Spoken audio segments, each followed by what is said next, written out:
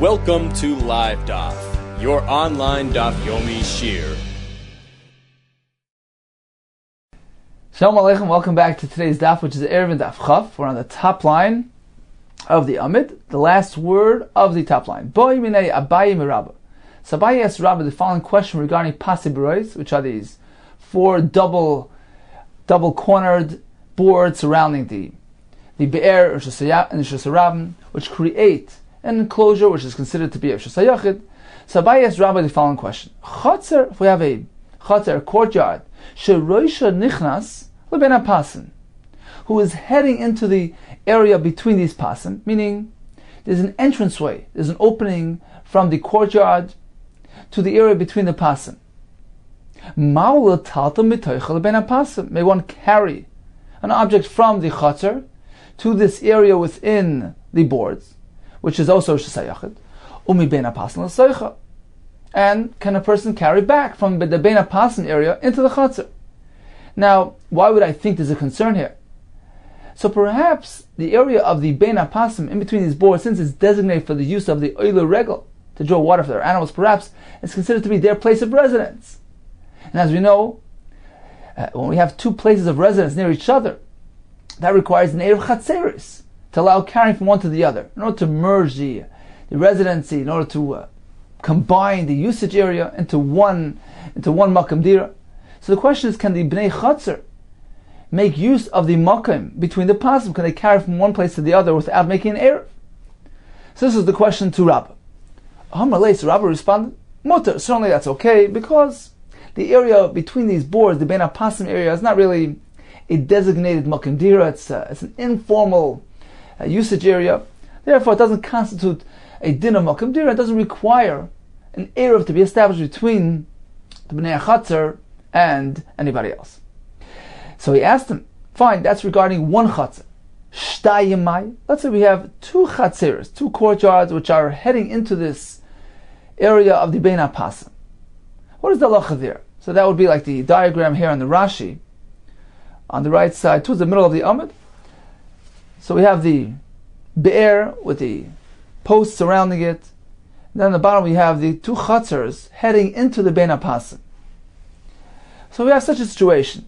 It's not just one chatzer, but it's two chatzeres which are accessing the same area between the boards. What is the halacha there? Can they make use of this area? Can they transfer in and out of the bein hapasim?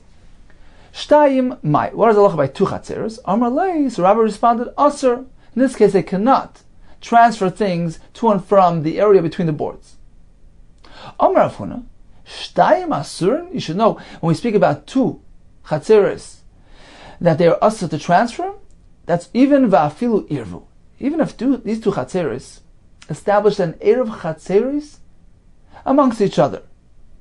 For instance, if there is an entranceway in the wall dividing the two courtyards, as we see in the picture here in Rashi, so you'll notice in the dividing wall between the two courtyards, there's an entranceway. There's a little gap there, which is really like a Pesach, through which the two chatzeres actually established an erev chatzeres, a proper erev amongst themselves to combine and join their usage. It becomes one area of residence, and they can transfer from one chatzer to the other. It says Rav Huna, even if the two courtyards have already established a proper erev chatzeres amongst themselves, they still cannot make use of the area between the pasim. Why? Shtayim asur va'afilu irvu. Why? Gzeira shema yomer. There's a concern that perhaps this can lead to confusion and mistake. An onlooker, for instance, a person standing in the bein hapasim, taking a look at these members of the chatzeres transferring items back and forth into the bein hapasim area, perhaps they'll say, Shema Yomru, Eruv Moil bein hapasim.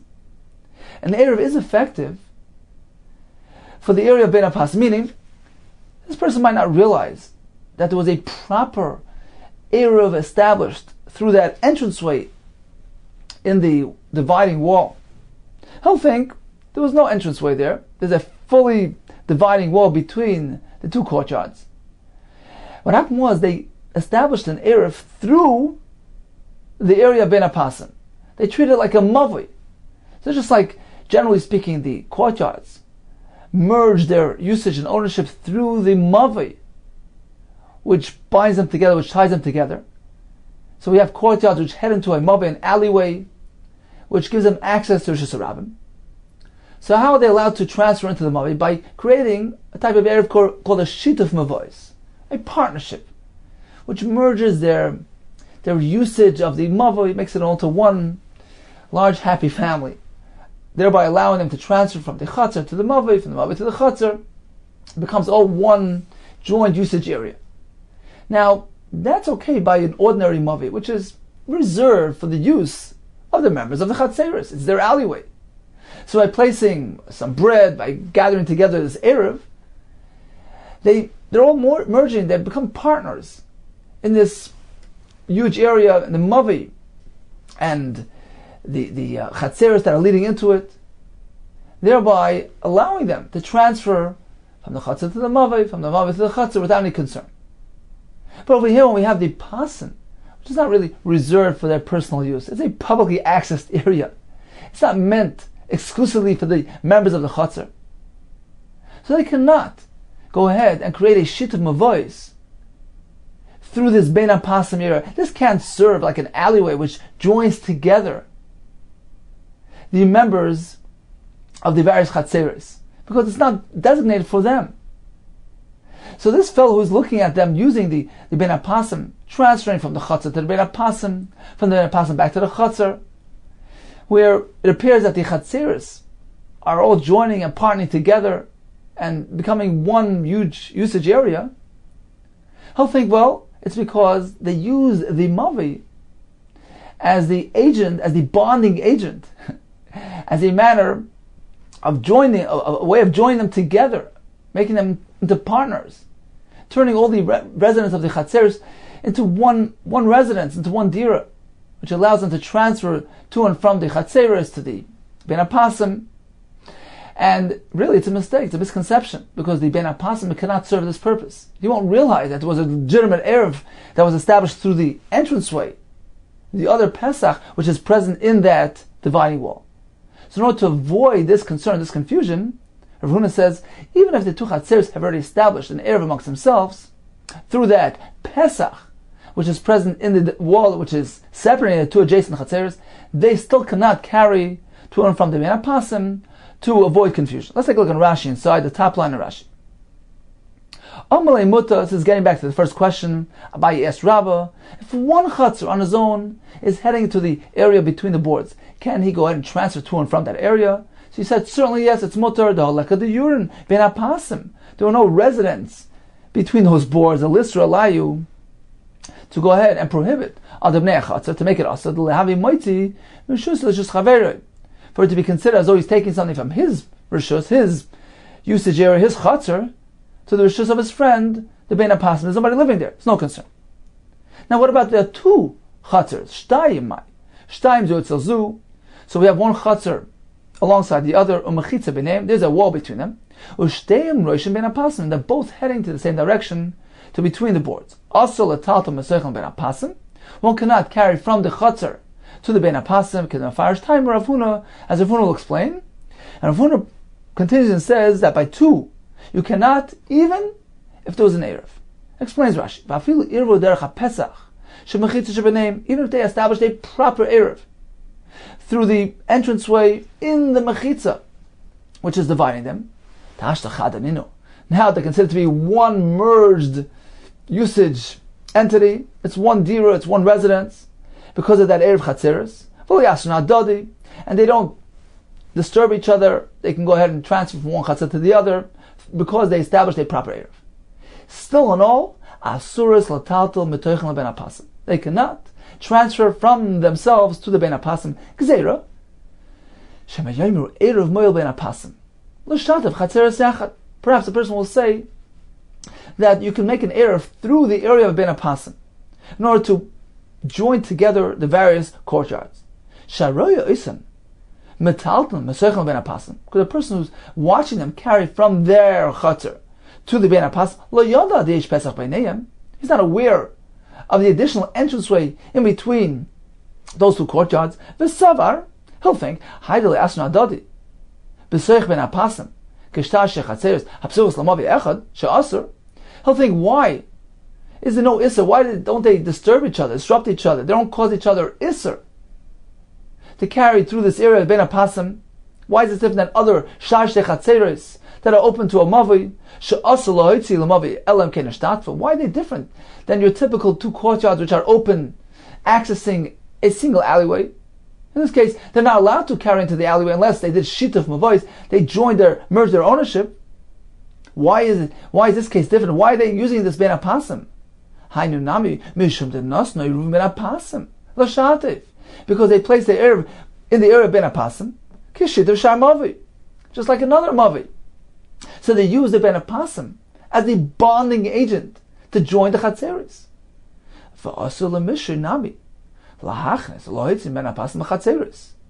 And this will lead to a mistake. It will lead to people bringing items in and out of the Chatzeris to the Pasim. Even when there's no Pesach, additional doorway between those courtyards. Even when there's no Pesach, which enabled them to put an Eruv through that Pesach, even without that, people think, well, they can make an Eruv through the Ben Apasim area. So it's like a Mavi, like an alleyway, which joins the two Chatzeres together. And that's not correct. That certainly couldn't help. The Rabban only established the concept of Shitufim Mavois when it's a proper alleyway, which is designated for their use. But Mavi Sasam Tikkun, they established only when it's a closed-off Mavi. It's a long one. This one is broad and open, exposed on all sides, and it's meant for public use. This can serve as the bonding agent to partner together, to merge together the Chatzeres that are attached to it, that are accessing it. So this can lead to confusion. And therefore, says Rav Huna, they can't even make use of this joint usage area, even if they've already established a proper Eruv Chatzeres through the other entranceway, which is a proper Eruv. Lest one might confuse things and think, well, look, they joined together using this area of Pasei Berois, which is incorrect. Says the Gemara, 7 lines from the top. So this was Rav Huna's Chiddush. Rava disagrees. Rava Amar Eruv Mutar. If indeed they established a proper Eruv through that other entranceway, which is present in that wall which divides them, then they can carry even through the area of the Bein HaPasim. We're not concerned about this confusion about this Gzer. Amli Abayla Rava. I have a raya to you. Tanya, the Messiah, there's a brayso that supports you. The brayso says, Chatzer, Sheroisha Echad, Nichas LeBein HaPasim. So if we have one Chatzer on his own, heading into the area of Bein HaPasim, Mutal Talta Matoich LeBein HaPasim, one can carry from the Chatzer to Bein HaPasim, and same thing in reverse. Bein HaPasim, L'soicha, carry something from between the Pasim into the Chatzer. Why not? Aval Shtayim Aser. But if there are two Chatzers which are leading into the Bein HaPasim, then they cannot use this area. This is what we just said, that they cannot transfer from their Chatzar to the Bein HaPasim and back. That's only if they hadn't yet established an Eruv amongst themselves. Aval Eruv, but in a case where they did make an Eruv, such as in this case that we discussed, when there is a Pesach, another additional entranceway, present in that dividing wall, in which case they're allowed to make a standard Eruv Chatzeres. So once they did that, mutar, then they're certainly allowed to transfer through the board area as well. Perhaps this will be a refutation of Rav Huna, who does not allow when there are two Chatzeres, even when they make an Eruv. Rav Huna will respond, Hasam, you know what that brayso is speaking about? Not just a standard Eruv, the Hadron va'arvan. What happened was that wall in between them totally broke apart. It created a breach between these two Chatzeres, in which case it's pretty clear and obvious that it's considered to be one large area. The two courtyards are not considered to be separate entities, in which case they don't even need an Eruv. And therefore there's no room for any confusion, and certainly they're allowed to carry from one Chatzar to the other, from the Chatzar to the Bein HaPasim, without any concern. So in summary, when we have a Chatzar which is Nichnas LePasim, if it's one Chatzar, certainly there's no concern with carrying to and from the Bein HaPasim. We have two Chatzeres, so if there was a simple Eruv through an entranceway, And we have machlekes. Rava says it's okay, Rav Huna says it's not. When it's nifritzu, that wall in between them broke apart, in which case it's clear and obvious that both chatzeres are one single entity, there's no concern of any confusion. All realize that the reason why they're carrying is because it's considered to be one chatzer, and there's no room for gzera. Continues the Gemara.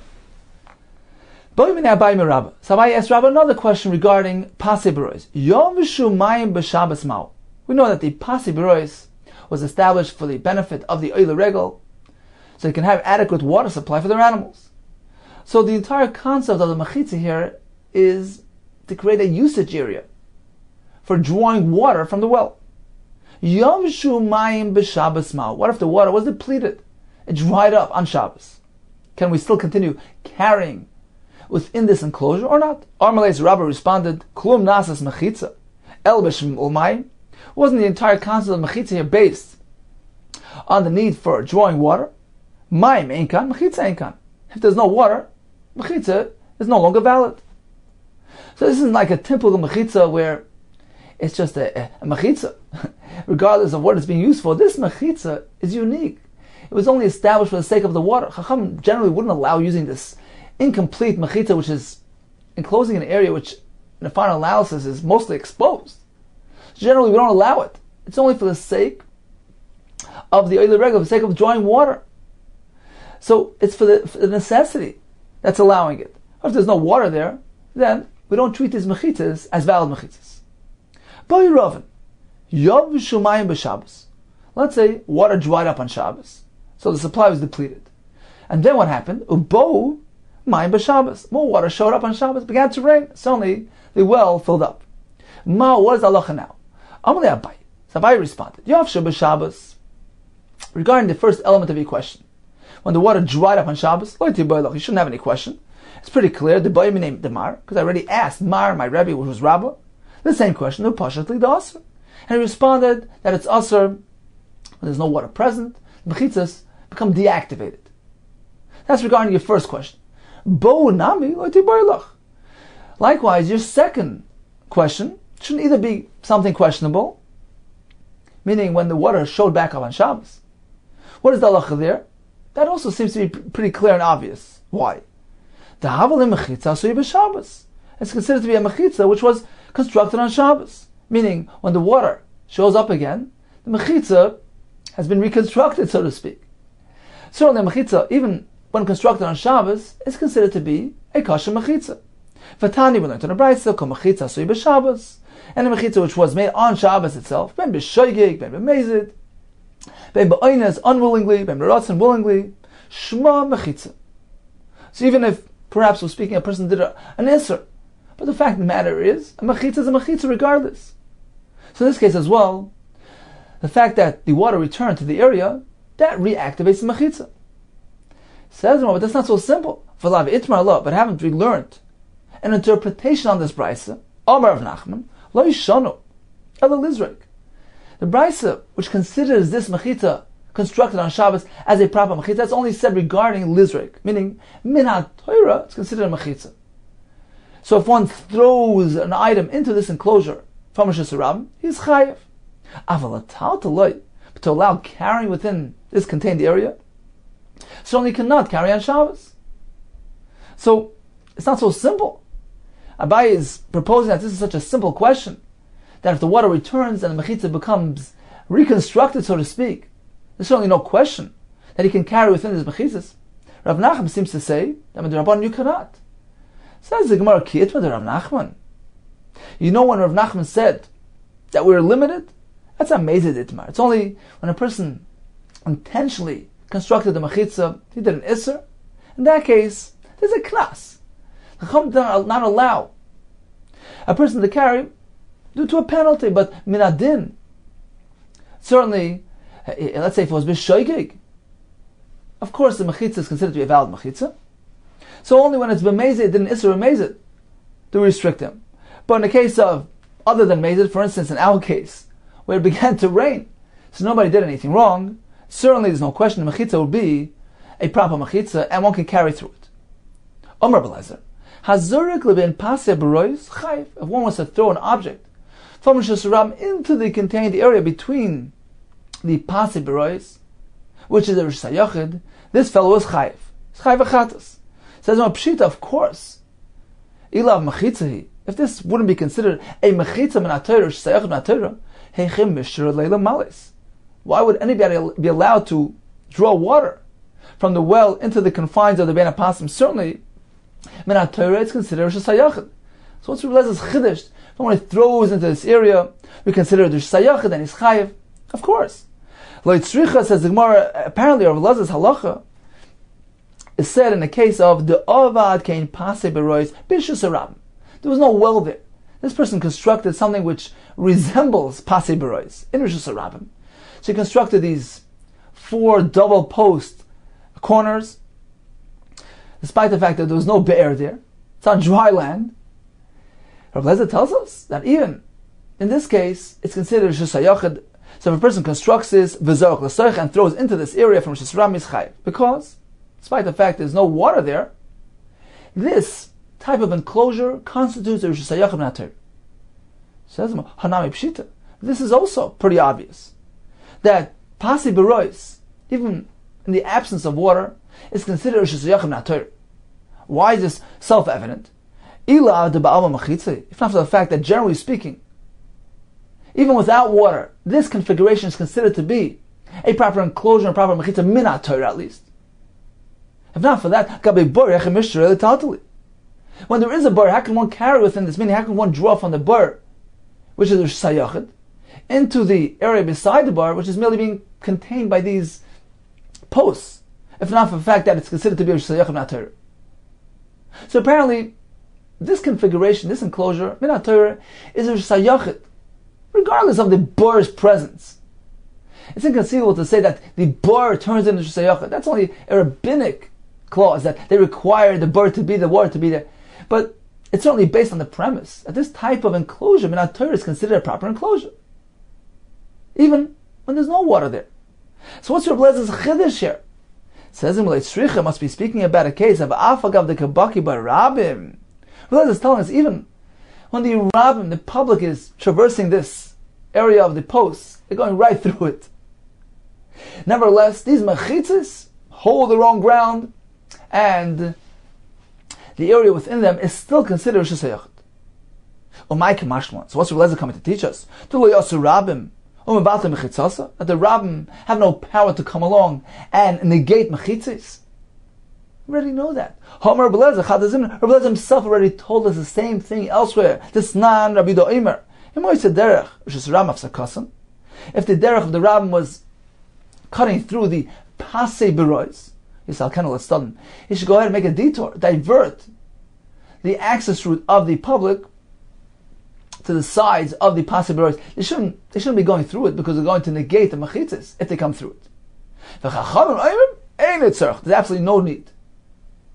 Rabbi Yechon, Rabbi Elazar, and on that, Rabbi Yechon and Rabbi Elazar both exclaimed, and they made this following interpretation: right over here in this halacha, and the Chachamim are not concerned about the rabbim coming through these Pasei Berois. Right over here, you've become notified and informed regarding the power of mechitzas. Look, they even stand firm and hold their ground in face of public traffic that's opposing them.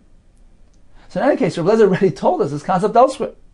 So why is he repeating it here? He says, if only from that statement, perhaps I would say kan. So although he says kan hoidiacha, here you've been informed, he's just merely interpreting the Rabbanan Shita, but perhaps he himself doesn't agree with this concept. Kan v'lo svirle, he himself doesn't agree. Kamash malon. That's why he informs us this halacha over here. It's Rabbi Elazar himself giving us the din. And this teaches us he himself agrees with it. Kan usvirle. Not only is he making that statement, but he himself actually agrees with it. That the mechitza can oppose the rabbim, can hold its ground, maintain a proper shayachid in the face of public traffic.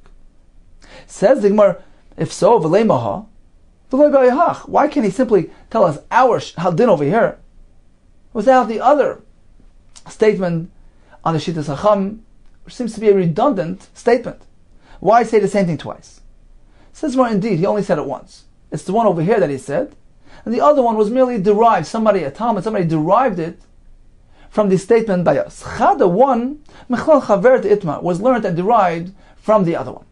So in summary, Rebbe Lezer tells us that a mechitza created by Ben Apasim is considered to be a proper mechitza min HaTorah, and the Gemara concludes even when there are rabbim, the public traffic accessing through these boards maintain their status, and their sayachet is considered to be intact. Continues the Gemara, Mutar L'Hakriv L'Be'er. The Mishnah told us, how close to the Be'er can one situate these boards? As close as you want, as long as there's room there, just space for the Roisha Beruba Shal Para, the head and most of the body of the para, so you can get in there and drink. Tanan also, we learned in the Mishnah elsewhere, Lo Yamad Odam B'Shus Harabim. A person shouldn't plant his feet in Shus Harabim, v'yishta B'Shus Hayachid, and lean over into Shus Hayachid and drink. B'Shus Hayachid, likewise, a person shouldn't be standing in Shus Hayachid, v'yishta B'Shus Harabim, and lean over and drink from a cup in Shus Harabim. Ela im kain, unless machnes Roisha Beruba, he inserts his head and most of his body into that place where he's drinking from. Let's take a look at Rashi here, 2 lines from the bottom. Why is this required? The Chayshina were concerned. Perhaps his body will be drawn back to where his feet are standing, and this will result in him bringing the kli back out with him. So, for instance, if he's standing in Shus Harabim and leading into Shus Hayachid and drinking from a kli, there's a concern that inadvertently he might actually straighten out his body and bring the kli back with him out to Shus Harabim. So he can't do this unless most of his body is inserted in that new Rishus, which diminishes that concern. Continues the Gemara. V'chein begas, the same concept will apply to a wine press. So the wine in the wine press is not yet chayiv in Trumas and Maishas because it's not considered to be really nigmar malachtoi. The process hasn't really been completed. So a person is drinking on the gas, that drinking is not considered to be a formal drink of shtiyas kva. It's an informal snack, which does not obligate the separation of tumas and maises. This only applies if a person is roishe beruba, his head and most of his body is over the gas, in which case we consider the drinking as an informal drink, which does not require tumas and maises. Okay, so that's the Mishnah. So let's analyze. Gabi Adam, so when it comes to a person, we just said, Ha'amar da be'i roishe beruba. We require his head and most of his body inserted in the new rishus. What about by an animal? Gabi para, gabi behema mai. What is the halacha there? If the animal is standing in one rishus and leaning over to another rishus, for instance, in our case we have the pasi berois. So the para is leaning partially into the pasi berois. What is the halacha there? Maybe in Allah roishe beruba. I lie. Do we require that the head and most of the body of the animal is actually been inserted, is present in the nurishus? For instance, in this case, within the containment of the boards of the pasi berois. Is that required? For concern that if you're holding a kli and feeding the animal, and the animal is only very partially in the rishus hayachid, there's a concern that he might straighten himself out, bring himself out to Sarabim, and you might follow along the animal with his kli and carry out to Sarabim. So perhaps there is a need to have most of the animal, the head of most of the animal in the rishus hayachid, which eliminates this concern. So mi be'ina l'roisha beruba, or perhaps that's not necessary. Explains the Gemara, in what context are we speaking? Whenever the owner is holding on to the kli from which he's feeding the animal, giving the animal to drink. So we're going to see throughout the entire Gemara here, this whole concern is only when the person is actually holding on to the kli, the utensil from which he's feeding the animal. If he places it down on the floor, there's no concern. Or if he spills it out, certainly no concern. So that's number one. We're speaking about that the owner is actually holding on to the kli from which he's feeding the animal. When he's holding on to the kli. And he's not actually holding on to the animal himself. He's not grabbing onto the strap which is around its neck. In which case, there's a concern that perhaps the animal would just decide to move back out and she's a rabbin. He's going to follow with the kli. So in that case, certainly you have no question. The boy roish v'rubim lakav. There is a requirement for the animal to be mostly inside, the head and most of the animal inside Rishus HaYachid, to eliminate this concern, then he might go ahead and follow the animal out with the Kli. So if he's holding the Kli but not the animal, certainly there's a requirement to have most of the animal inside. When do we have the question? In the case of Heicha de Noket Mana, he's holding the Kli, V'Noket La, and he's also holding the animal. So he's firmly holding on to the animal. Perhaps this element works in his favor. It will eliminate the concern of the animal pulling himself back out and this fellow following with the Kli. What is the halacha there? Meaning, in a nutshell, do we need both conditions to be met? Do we need that? Number one, he should be holding on to the animal. Number two, the animal should be mostly inside. So both elements are required, or perhaps one or the other is sufficient. So if the animal is mostly inside, that's okay, even if he's not holding on to it. Or perhaps if he's holding on to the animal, then we don't need it to be mostly inside. So both elements required, or one is enough, either one. So we have a raya from the following brayse, from our Mishnah. Mishnah says we need to leave enough space between the board and the bear. Why? To allow the head and most of the para to come in there and to drink. So apparently that's a requirement. Now, what are we speaking about? Is he holding the animal or not holding the animal? My love, should we not assume that we're speaking about the Noket La? The Noket Mana. He's holding the animal, also the Kli. So apparently both conditions need to be met. Number one, he needs to hold on to the animal, and even when he's holding the animal needs to be found mostly inside. So apparently one of these elements are not enough. Says Malloy, no, not necessarily. Perhaps we're speaking about that only one element is present, the Noket Mana. He's holding the Kli, but he's not actually holding on to the animal. Therefore, we require the animal to be mostly inside. But should we have a case where he's actually holding on to the animal, that element is enough to negate the concern of carrying. He doesn't need to be mostly inside the contained area. Says the Gemara, we can't say that. So you want to tell me that when he's not holding on to the animal, that's when we require the animal to be mostly inside. But in that case, when he's noket man, he's holding the kli, he's not holding onto the animal, in that case, can one go ahead and feed the animal altogether? Meaning, even if it's mostly inside, that wouldn't be allowed, as we find in a brisa. That actually holding onto the animal is an absolute requirement. V'atanya, haven't learned in the brisa. So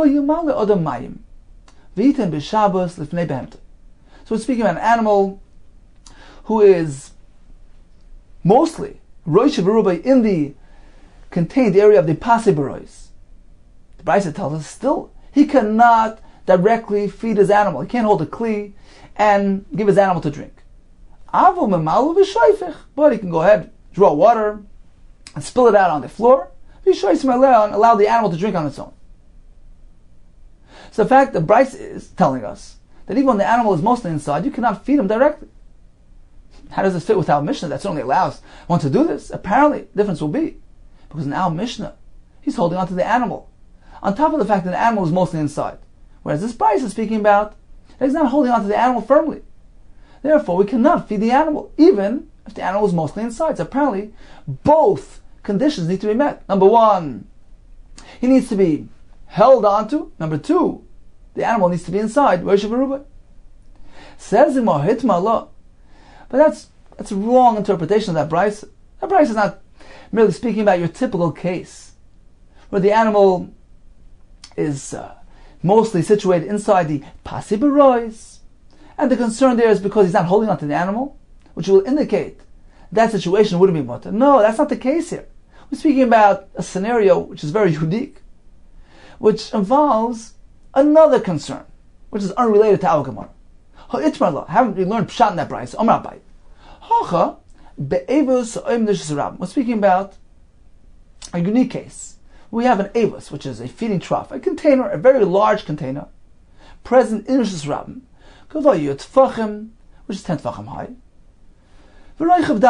and 4 tfachim wide, which is considered to be a Rishus HaYachid. Now Rashi explains that this avos is stretching from a barn, which is Rishus HaYachid, where there are behemoths present, which access this avus. They stick their heads out and they feed out of the feeding trough. Now this avus begins at the barn and stretches all along till the bein hapasim. V'roisha echad nichas bein hapasim, and heads straight into the area between the boards, which makes it very convenient. One draws water, and he can go ahead and spill it straight into the avus to benefit the animals. So the Brayso is telling us that he should not conduct himself the way he ordinarily does, which is that he goes ahead and draws water from the well which is inside the boards, bein hapasim. Then he goes ahead and carries that bucket all the way to the barn. How does he do that? Because he lifts the pail. He's in the bein hapasim. He lifts it off the ground. He lifts it over the avus, and then, as he's holding the kli, the pail, over the avus, which is the airspace of Rishus HaYachid, he goes ahead and he walks alongside the avus. So he's standing in Rishus Rabbim. That's allowed. He can stand in Rishus Rabbim with his hand, which holds the kli, is suspended over the Rishus HaYachid. That's fine. And he walks all along the avus in that manner until he reaches, gets to the animal and pours the water in there. So the Brayso is telling us, don't do this. A person should not go ahead and conduct himself during Shabbos as he does during the weekday. Why? Gzeira, dil machazer le'evas de mekalkel. Perhaps there's a concern that he might notice the avus has become damaged, and instead of continuing on and dragging this pail over to the barn, he might go ahead and decide to first fix the avus, this container. How's he going to do it? First he's going to put down the pail and Rishus Rabbim. V'asa tikune. He's going to go ahead and try to fix the avus. V'dor le'odal b'adei. He's going to bring the pail along with him and place it down in Rishus Rabbim. So he picked it up in Rishus HaYachid, between the boards, and then he put it down in Rishus Rabbim. That's Hitzah. V'kam mafik. Rishus HaYachid, Rishus Rabbim. It's going to result in a malacha v'hitzah. He took something from between the bein hapasim out to Rishus Rabbim. Therefore, the Brayso is warning us: don't do this. A person should not go ahead and pick a pail up from between the pasim and carry it above the avos while he's walking Rishus Rabbim, because this might result in malacha v'hitzah. So this is unrelated to our discussion we had earlier. It's a unrelated concern, unrelated gzeira, which involves the malacha v'hitzah.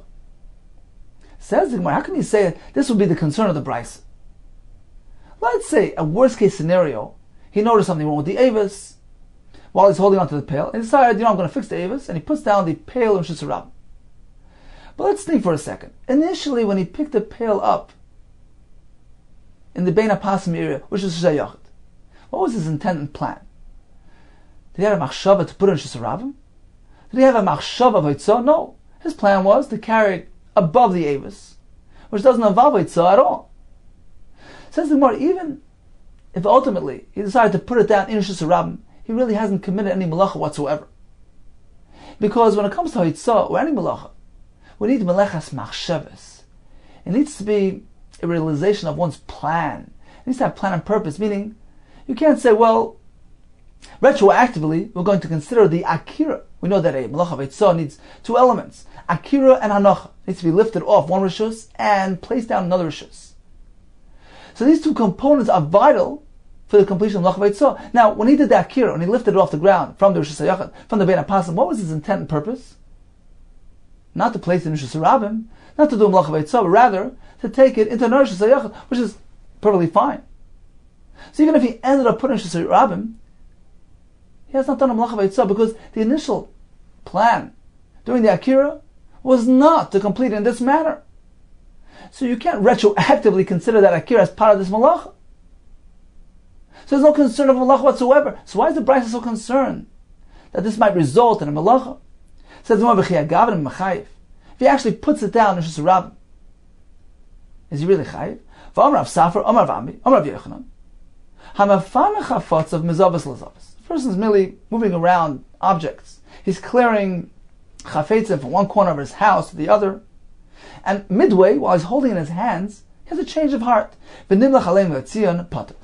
decided, I'm going to take it out, and he takes it out. He's potter. Even if he did the akira in Rosh Hashanah, why? Because the intent doing the akira, the initial lifting off the ground, was not for this purpose. So why are we so concerned in the case of the Avos? Says the Gemara, Ella, rather, there's another concern. There's a concern which involves a real malach. What is that? Zimnin the Mesakle. So what's going to happen is that he picks it up from the Bein HaPasim, he begins walking, and then he notices something wrong with the Avos. So he puts it down in Shisarab. So at this point, he has not committed a malach of Eitzah, as we discussed. But now, he fixed the Avos. He's going to resume his activity. So what's he going to do? He's going to pick it off the Shisarab and pour it into the Avos. Now he has committed a malach. So it's his next phase, next stage that we're concerned about. Elazim de Mesakle. Perhaps he's going to fix the Avos, v'hadam ma'ayle, and then go bring the pail in from Rosh Hashanah into Rosh Hashanah. And this is considered to be a true malacha, a malacha of achnasa, bringing something from Rosh Hashanah into the Ishrav, which is Sayachid, and therefore we're concerned about this eventuality. We don't allow him to conduct himself as he does during the weekdays, which is suspend the pail above the Avos and walk alongside it. For concerned this might result in a malach. So in conclusion, we had a question regarding feeding an animal in a case where the fellow is holding onto the kli, the animal is partially within the contained area. So I wanted to know whether 2 elements are required or 1 is enough. Do we need that number 1, the animal should be held by the owner, and also number 2, be mostly in this contained area to eliminate, to avoid any concern of the animal going back and just robbing and the owner following with the kli? Or perhaps either one of these elements is sufficient. Either you're holding onto the animal and it's not mostly inside, or even if you're not holding onto the animal, but if it's mostly inside, that would allay our fears. And at this point, we didn't really conclude on the halach. Others had a different version of this question, as follows. Gabi Adam, when it comes to a person who's standing in one rishus and leaning over to another rishus, Hakamrinan, we've already said, the Sagli Breish Rubai. It is sufficient when his head and most of his body is inserted in the next rishus, as we had in the Mishnah there, that certainly is allowed. Gabi Param Sagli Breish Rubai. The question is by an animal. Is it sufficient if most of the animal is inside? Or perhaps that's not sufficient. Meaning, the Gemara in the second version is working with the premise that Rosh Hashanah is a prerequisite. That's an absolute requirement. You can't get away from that requirement. The question is it enough? Does that allay our fears and eliminate the concern? And analyzes the Gemara. So when the fellow is actually holding onto the kli, from which he's feeding the animal, the nakat is actually holding onto the animal itself. In that case, there's certainly no question. The fact that most of the animal, the head and most of the animal is inserted, is present in the Shesayachid, that certainly allays our fears and addresses our concerns.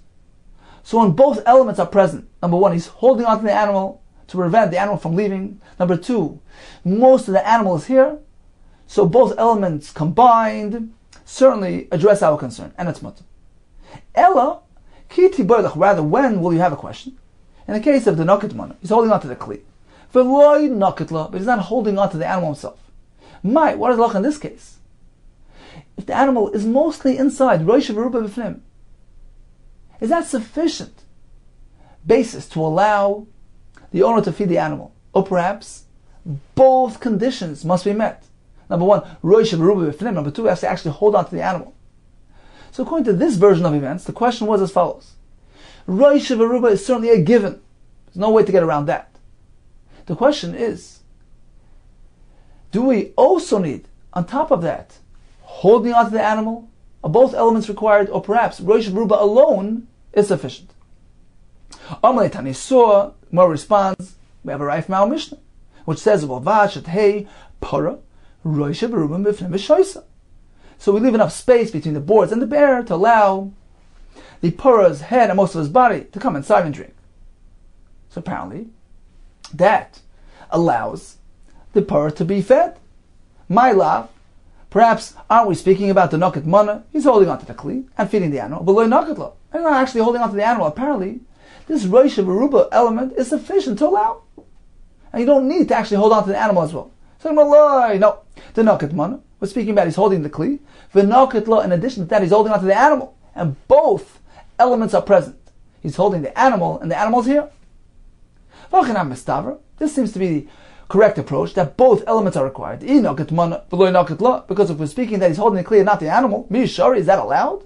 Haven't we learned? A person should not draw water, and feed his animal with a kli, but he can draw water, fill up water, and spill it out, and have the animal drink on its own. And we're speaking about the case where the animal is mostly inside the pasibirois. Apparently, the reason why it's usher in this brisa, in contrast, which our Mishnah, which allows, is because this brisa is speaking about that all of the animals mostly here, but he's not being held on to. Apparently, both elements are required. Says the Gemara, no. The reason why this brisa doesn't allow feeding the animal, it's not because he's not holding onto the animal. It's on account of another concern. Haven't we learned the pshat on this brisa?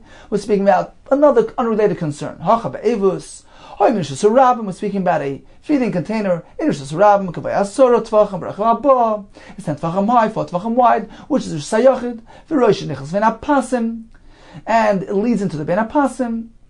And generally what they do is they fill water and they walk along the avos, holding the water above the ben apasim. And there's a concern of Eitzah, as we mentioned earlier, the zimnan, the chazil, avos, the mekalkel. Perhaps there's a concern that he'll see the avos damaged, the kunil come to fix it, and drag the pail along with him, and place it in Shesarabim, which results in a blach of Eitzah, which will result in him doing a Eitzah from the Pasim area, which is Shesayachid, and then place it in Shesarabim, which is a blach of Eitzah.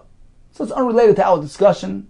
Generally speaking, perhaps, if the parah is mostly in the Bein HaPasim, one can feed him, even if he's not holding on to the animal, because the condition of Rosh Ruba is paramount, and that determines matters. This case of the brisa, speaking about this Ava's concern, which is unrelated. Says Gemara, why are we concerned that he's going to place him in Shesarabim when initially, when he picked it up, he had no intent to do that? That wouldn't involve a malacha. Rav Safrad, Rav Ambi, Rav Yochanan, didn't he tell us name Rav Yochanan, Mafana, Chafatzav, Mezavis Lazavis? If a person is merely clearing items in his house, and he picks something up and he decides to take it out. Let's say it's here and decides to take them outside, Potter. Since the initial lifting off the ground was not for this purpose, therefore he can't change his plan mid-route. So why is it concerned in the case of the Avos? Since initially he had no plan to place in Shesarabim, Ella, rather the concern is the Masakinle, perhaps after he fixes the Avos, then he might go ahead and lift the pail which he had placed in Shesarabim, lift it and bring it into the Shesayachid, into the Avos. In this case, it's a malach of Eitzah, become ayil, lemishasarabim, mishasayachid. So that's the concern, a malach of achnasa, which involves a malach of deraisa. So this brisa here is unrelated to our discussion. The brisa is discussing a concern of a malach of Eitzah, achnasa, but certainly a case such as ours, that doesn't apply, and we still have our question intact. What is the halacha when a parah is mostly inside the enclosed area? Is that sufficient, or must he hold on to the parah in order to feed him? So at this point in the Gemara, we have a question and two versions of that question. When a person is feeding an animal through a kli that he's holding in his hand, there's a concern that he might follow the animal out of Shesarabim. So we have two elements that we can employ to avoid that concern. Number one, the animal is rosh v'ruba in this contained area. Number two, he's actually holding on to the animal. So we had a shaila, and we had two versions of that shaila. The first approach to the question was, certainly, when both elements are present, Rosh V'Ruba and he's actually holding on to the behemoth, of course, that addresses any concern, and that would be butter. The question is, are indeed both required? Perhaps, if only one is present, that is sufficient. Either Rosh V'Ruba or when he's holding on to the behemoth. At this point, the Gemara did not resolve the question yet. The second approach of the Gemara was, the condition of Rosh V'Ruba is a given. That's granted, that's necessary. So when it's Rosh V'Ruba and he's actually holding on to the behemoth, certainly that's mutter. The question is, perhaps, when only one element of Rosh V'Ruba is present, Is that sufficient to allay our fears? Or do we need that additional element holding on to the behemoth? Continues the Gemara Tashma. Let's bring a raya to the question as posed in the first version. The Gemara wanted to know whether both elements are required, or perhaps one without the other is sufficient. Says the Gemara Tashma, come listen to the raya from the following price. Gamal sheroishe v'rubim bifnim. We have a camel whose head and most of his body is in Rosh Hashanah. Oisin bifnim. One can force feed it from the Rosh Hashanah. Says in Rabbi Ivus, this type of process of force feeding is commanded naked mana v'naked la damya, is equated to holding on to the kli, because he's holding on to the food which he's feeding, and it's also naked la. It's like he's holding on to the animal, because you can't force feed without actually holding on to the animal. So it's like that case that we discussed earlier of holding the kli and holding the animal. Nevertheless, Brisa says, what is required? Despite the fact that he's holding the animal, we require that the head and most of the animal should be inside. Apparently, the fact that he's merely holding on to the animal, that's not sufficient. We need also Rosh Veruba. There's no raya from here. Shani Gomel. A camel is way different. Since he has his neck is very long, so even if he's holding on to the animal, that's not enough, because he can easily turn his head back out in Shus Rabim, in which case there's a concern that he might follow him with the food. Therefore, this brisa requires him to be mostly in Shus, even in a case where the owner is holding on to the animal. But your standard animal doesn't have this concern, and perhaps if you're holding on to the animal, that will be enough, even if he's not mostly inside. Toshma, let's bring another raya, behema, sheroy shevrubim fnim, an animal whose head and most of his body is inside, one can force feed it from inside. This type of force feeding is commanded nakat mana, v'nakat la. It's as though he's holding on to the kli, which is the food which he's feeding, and also holding on to the animal. You can't force feed without holding the animal. Nevertheless, we require that the head and most of the animal should be inside. Apparently, holding is not sufficient. Says the Gemara, my behema nami the tani gamal. The term behema here, as well, is referring to a gamal, which entails a unique concern because of its long neck. But an ordinary animal, perhaps, would be different. Says, how can you say this behema is a gamal? V'hatani behema. Haven't we learned in the brisa the word behema? V'hatani gamal. And we have another brisa, a reference to gamal. So apparently, behema here is not gamal, because gamal was already learned in the previous brisa. Says more, with these two brises learned next to each other, in the same yeshiva, in the same location, meaning just because in the first brisa it mentions gamal, and the second brisa behema, doesn't mean that behema in the second brisa is not referencing gamal. Perhaps the second Tana merely referred to a gamal as behema. Tani nami hachi. We learned likewise in the brisa that a gamal involves a new concern. Rabbi Lezer disagrees with the brisa here. He says you cannot force feed a camel since his neck is very long, in which case even if you're holding him and he's mostly inside, there is a concern that he might go ahead and bend his neck outside and have the owner follow him. So Rabbi Lezer disagrees, doesn't allow force feeding the animal in this case, because a camel entails a unique concern on account of his long neck. But in any case, we see that a camel does involve an additional concern on account of his long neck. And that's going to explain why the brisa requires the camel, despite that he's being held, to be mostly inside. But perhaps an ordinary behema would not have all these conditions, and if you're holding on to the behema, that's enough. You can feed him even if he's not mostly inside. Okay, time for a brief review of today's daf. We began with a case of a chotzer, which is accessing the bein hapasim. Can one carry to and from the bein hapasim? If it's only one chotzer, there's no concern. If we have two chatzeres simultaneously accessing the bein hapasim, so even when they made an eruv, we have machlekes whether they can or cannot transfer to the bein hapasim. Rav Huna says no, Rabbi says yes. All agree if the partition between these chatzeres was nifrat, becomes breached, in which case the chatzeres merge into one, there's no concern whatsoever. The Gemara tells us that the mechitzas of the pasim are considered to be a mechitza min ha-Torah. However, midrabanan, you cannot carry within them unless there's actually water present. So if the water dries up, you must stop carrying. If the water comes back, you can resume carrying. Rav Lezer tells us These mechitzas hold firm ground even if the rabbim are walking right through them. The Gemara tells us that if a person is standing in Rosh Hashanah and he'd like to drink from a kli in Rosh Hashanah, he must make sure that his head and most of his body is leaning into Rosh Hashanah. When it comes to feeding an animal in such a manner, we have two elements. Rosh Hashanah, and we also have the element of holding on to the animal. The Gemara wants to know whether both elements are needed or perhaps one is sufficient, and we leave it unresolved.